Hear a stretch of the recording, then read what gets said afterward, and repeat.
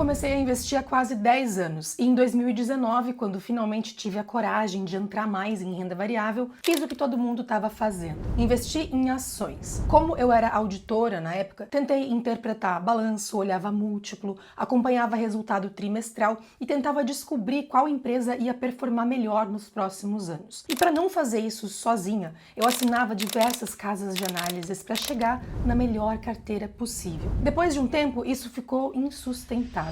Eram tantas recomendações, algumas inclusive se contradizendo, que ficou cada vez mais difícil encontrar tempo para analisar cada papel que eu tinha na carteira. Mas depois que eu entendi o que realmente faz uma ação render mais que a outra, eu percebi que estava gastando tempo e energia no lugar errado. A pesquisa mais importante da história das finanças, com mais de 35 mil citações e um Nobel de Economia no meio, descobriu que o retorno das ações depende muito menos de empresas individuais e muito mais das características gerais que essas empresas têm. Essa linha de pesquisa evoluiu muito ao longo dos anos e provou que fatores como tamanho, preço relativo, qualidade do lucro, nível de investimento, endividamento, são traços que de fato explicam mais de 90% da diferença de retorno entre carteiras. Quando eu entendi isso, eu parei de investir em ações individuais e passei a investir em regras, ou como são chamados, fatores. E eu vou te mostrar nesse vídeo o que isso significa na prática,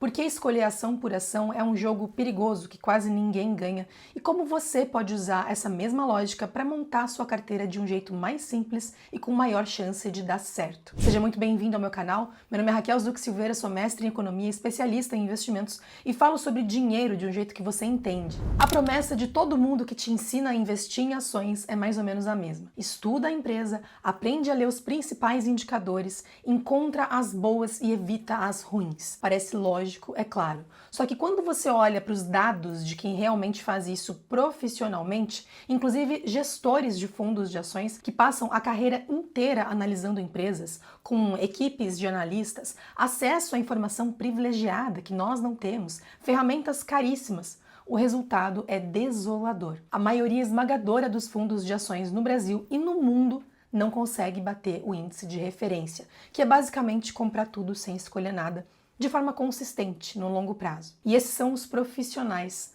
A pessoa física que escolhe a ação se baseando em dica de influenciador ou em notícias do dia ou mesmo em feeling tem uma chance estatística ainda menor. E não é nem porque essas pessoas são incompetentes, não.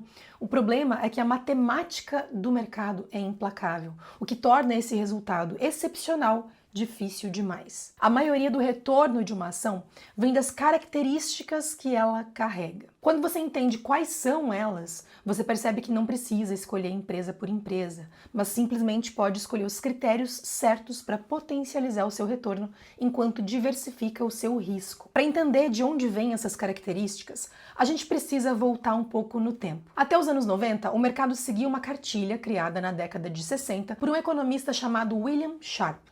Ele revolucionou o mercado criando um modelo clássico chamado KPM, ou, em tradução literal, Modelo de Precificação de Ativos de Capital. A lógica do Sharpe era super elegante. Ele dizia que o fator que determinava o retorno em excesso de uma ação era o risco de mercado, o famoso beta.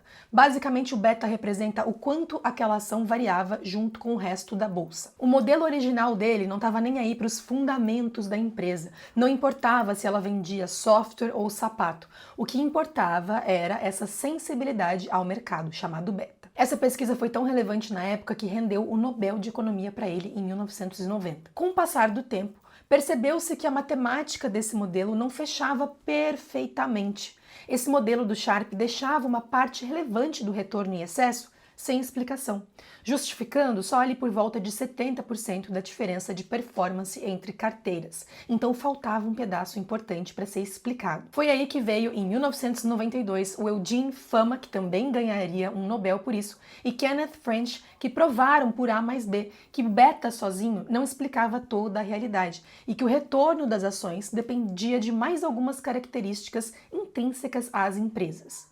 No ano seguinte, em 1993, eles pegaram essa descoberta e transformaram numa fórmula matemática. Foi assim que nasceu o famoso modelo de 3 fatores. Eles juntaram um risco de mercado que o Sharpe já tinha mapeado e adicionaram outras 2 características vitais: o tamanho da empresa e o preço relativo da ação.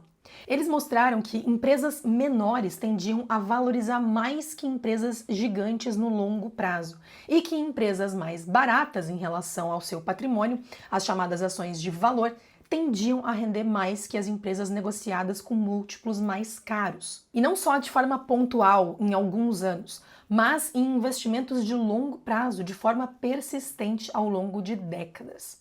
Só de adicionar esses dois fatores, o poder de explicação do retorno em excesso pulou para mais de 90%. E a coisa não parou por aí. Em 2015, eles mesmos atualizaram o modelo, adicionando mais dois fatores: lucratividade e nível de investimento. Eles provaram que empresas com lucro robusto e consistente tendem a valorizar mais, e empresas que investem de forma conservadora tendem a valorizar mais do que aquelas que torram caixa da empresa em expansões mais agressivas. Com isso, eles conseguiram chegar a 95% da diferença de retorno explicada. O que isso tudo quer dizer é o seguinte: quando você olha para um fundo de investimento que rendeu muito mais que outro, em 95% das vezes, o que explica esse sucesso não é a mão de ouro do gestor, não é o talento de escolher ações perfeitas, é simplesmente o fato de que aquela carteira, mesmo sem querer, estava recheada de ações com essas exatas características.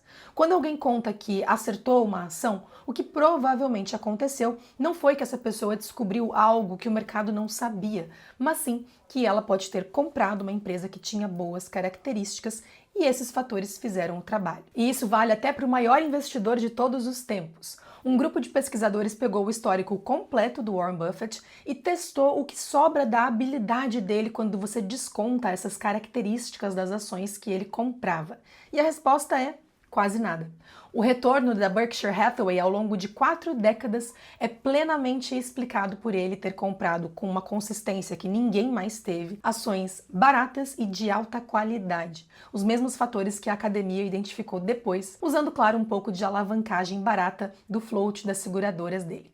Tanto que os pesquisadores montaram uma carteira só com essas regras objetivas, sem nenhum julgamento humano subjetivo, e ela mesmo assim entregou uma performance comparável à do próprio Buffett. Ou seja, a performance do melhor investidor de todos os tempos não desmente a teoria dos fatores, pelo contrário.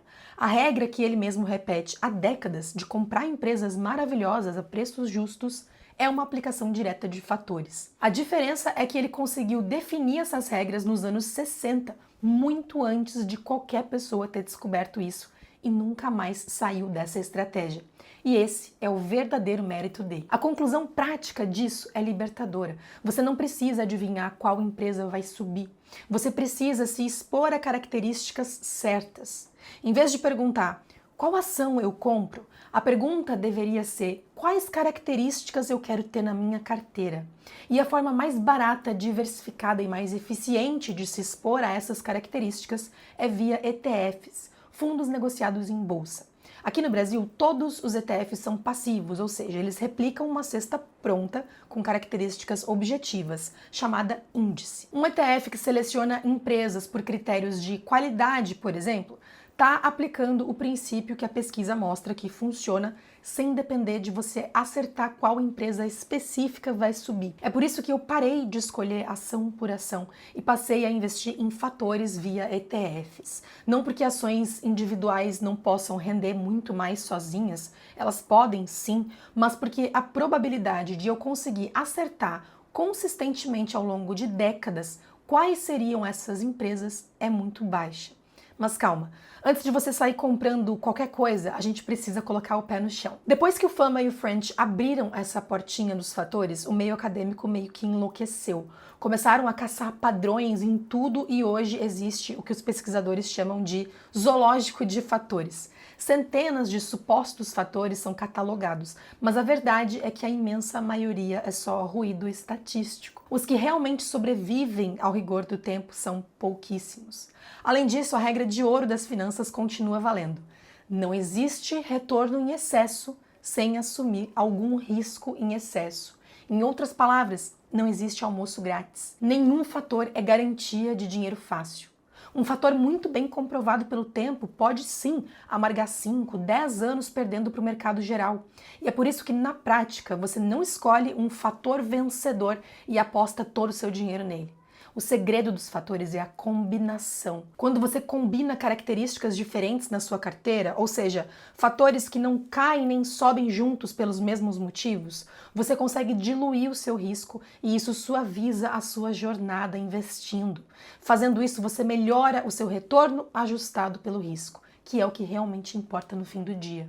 Você para de buscar o maior lucro possível a qualquer custo, como num cassino, e passa a extrair o máximo de rentabilidade para cada fator de risco que você aceita correr, de forma sistemática, combinando riscos diferentes para se proteger. Então, como a gente traduz isso para uma carteira real? Para a absoluta maioria dos investidores, o ideal é que o coração da carteira, a base dela, seja neutro em fatores, ou seja, comprar o mercado inteiro sem escolher nada, garantindo a maior diversificação possível. É o tal do fator mercado, o beta lá do Sharpe. Por exemplo, se você quer a base do mercado global, o World 11 vai te dar acesso a mais de 9.000 empresas no mundo inteiro de uma vez só. Se você quer uma base neutra do mercado brasileiro, o BOVA11 vai te dar acesso ao retorno do Ibovespa. Esse tipo de alocação costuma ser a fundação da renda variável.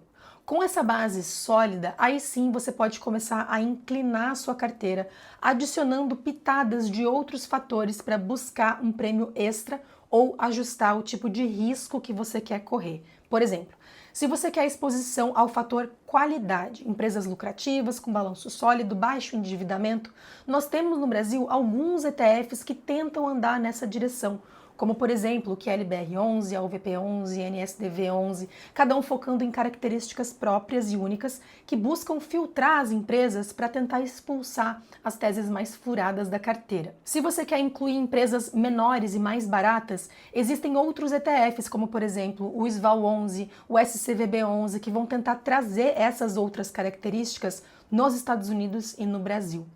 Esses todos são somente exemplos pontuais de como a indústria consegue empacotar estratégias complexas num veículo simples e barato de forma passiva. Existem muitos outros fatores mapeados e diversos outros ETFs sendo negociados aqui e fora do Brasil.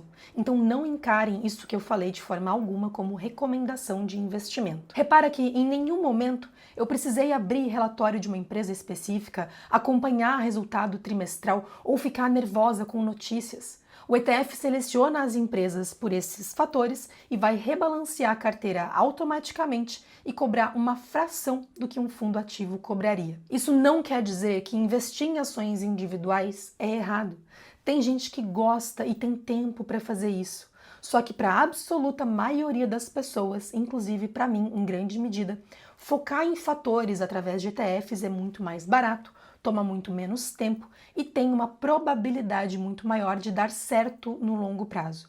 E olha só, se os fatores explicam 95% da diferença de retorno entre as carteiras, o que exatamente um gestor de fundo ativo está vendendo para você? Quando um fundo supera o retorno do mercado amplo, as pesquisas mostram que, na esmagadora maioria dos casos, ele fez isso por ter sido exposto a algum dos fatores conhecidos, comprou ações menores, ou mais baratas, ou de maior qualidade. Quando você desconta esses fatores, o chamado alfa, ou seja, a contribuição do gestor acima e além desses fatores, quase sempre desaparece. Isso importa porque gestores ativos costumam cobrar caro 1,5%, 2% ao ano de taxa de administração, às vezes mais taxa de performance por algo que um ETF pode te entregar com baixíssimo custo. Parece pouca economia comparar um fundo de 2% ao ano só com um de 0,5% ao ano, mas R$100 mil investidos por 30 anos, a diferença entre eles passaria de R$500 mil. 34% do patrimônio final. Isso se não tiver taxa de performance. O mercado financeiro não recompensa quem trabalha mais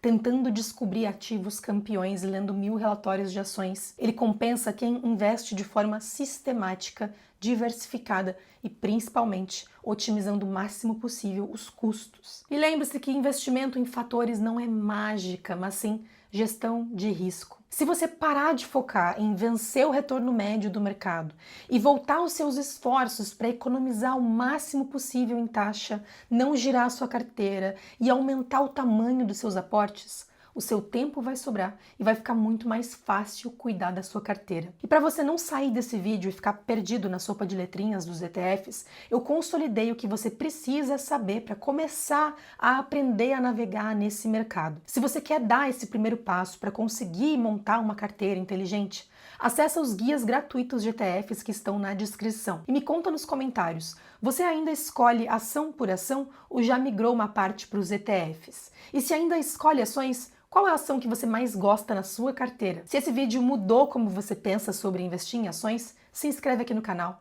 E se você conhece alguém que passa o dia inteiro acompanhando notícias e relatórios de empresas, achando que assim vai ficar rico, manda esse vídeo para essa pessoa. Te vejo no próximo.